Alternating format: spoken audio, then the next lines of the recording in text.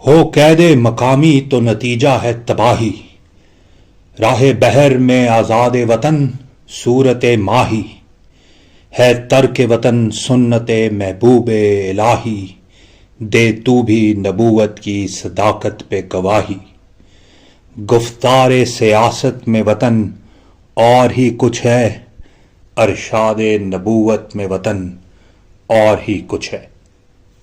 یہ بند اقبال کی نظم وطنیت جو بانگ درا کے تیسرے حصے کی ایک مشہور نظم ہے، اس کا تیسرا بند ہے۔ اس نظم کے پہلے دو بند کی تشریح کے دوران ہم نے دیکھا کہ یہ جو کانسیپٹ آف نیشنلزم ہے، both political and geographical nationalism, جس کو اقبال وطنیت کہتا ہے، یعنی وطن بحیثیت ایک سیاسی تصور کے، اس تصور پر اقبال نے اس نظم میں سخت تنقید اور گرفت کی ہے۔ وہ اس کو دور حاضر کا سب سے بڑا بت ڈکلیئر کرتا ہے، ایسا بت جس کو اس نئی تہذیب کے آزر نے تراشا ہے اور جس کو آج کے مسلمان نے بھی اپنے حرم میں رکھ لیا ہے۔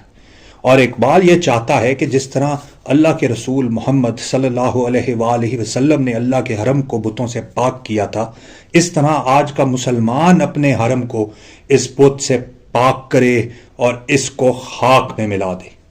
اب ہم دیکھیں گے کہ اس نظم کے آخری دو بند میں اقبال اسی تصور کی مزید گہرائی میں اترے گا اور ہمارے لیے اس بات کو سمجھنا اور آسان بنائے گا کہ آخر کیوں وہ اس وطنیت یا نیشنلزم کے تصور کو دین محمد صلی اللہ علیہ وآلہ وسلم کے خلاف سمجھتا ہے۔ اقبال کہتا ہے، ہو قید مقامی تو نتیجہ ہے تباہی۔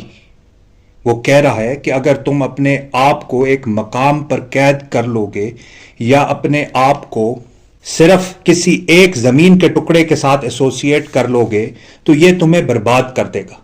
تم سیاسی طور پر عربی رہ جاؤ گے یا پھر ترک بن جاؤ گے یا پھر ایرانی ہو جاؤ گے یا افغانی، یا دور حاضر میں پاکستانی، بنگالی، افغانی بن کر رہ جاؤ گے۔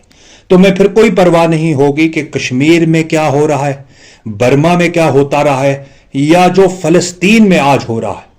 ہو قید مقامی تو نتیجہ ہے تباہی، راہ بحر میں آزاد وطن صورت ماہی، یعنی جو اس وطنیت کے تصور سے آزاد ہوتا ہے وہ پھر مچھلی کی طرح آزاد ہوتا ہے، چاہے جس مرضی سمندر میں جائے یا جس مرضی بحر میں چلا جائے، اسے کسی پولیٹیکل ڈویژن کی پرواہ نہیں رہتی۔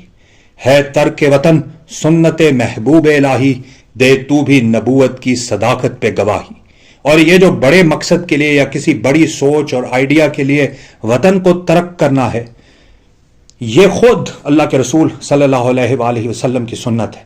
یہی وہ سنت ہے جس کی وجہ سے ہمارے نبی صلی اللہ علیہ وسلم نے مکہ کو چھوڑا، اور ایسا چھوڑا کہ مدینہ النبی یعنی مدینہ المنورہ کو آباد کر دیا، اور ایسا آباد کیا کہ پھر مسلمانوں کا پولیٹیکل کیپٹل ہی وہ شہر بن گیا۔ اقبال بھی یہی کہہ رہا ہے کہ دے تو بھی نبوت کی صداقت پہ گواہی، کہ تم بھی اپنے سیاسی ملکوں سے اوپر اٹھو، اپنی نیشنلسٹک آئیڈینٹیٹیز کو ختم کرو اور اس نیشنلزم کے بت کو توڑ کر اللہ کے رسول محمد صلی اللہ علیہ وآلہ وسلم کی نبوت کے کانسیپٹ کی فکر کرو۔ یہ ہے اصل مقصد تمہارا، مقصد حیات چاہے کہہ لیں اس کو۔ آگے اقبال کہتا ہے کہ گفتار سیاست میں وطن اور ہی کچھ ہے، ارشاد نبوت میں وطن اور ہی کچھ ہے۔ یعنی ٹھیک ہے، وطن کی ضرورت سب کو ہے، سماجی طور پر بھی اور سیاسی طور پر بھی، اور خاص طور پر آج کی دنیا میں اپنی تشخیص کی خاطر بھی قوموں کو ایک وطن کی ضرورت ہے، ایک زمین کے ٹکڑے کی ضرورت ہے۔ لیکن جہاں نبوت اور concept of universal Muslim brotherhood کی بات آئے گی، پھر یہ سیاسی وطن آپ کا بہت پیچھے رہ جائے گا۔ اس لیے وہ چاہتا ہے کہ اس قید مقامی سے جان چھڑائیں آپ اپنی خود۔ ہو قید مقامی تو نتیجہ ہے تباہی، راہ بحر میں آزاد وطن صورت ماہی، ہے ترک وطن سنت محبوب الہی، دے تو بھی نبوت کی صداقت پہ گواہی۔ گفتار سیاست میں وطن اور ہی کچھ ہے، ارشاد نبوت میں وطن اور ہی کچھ ہے۔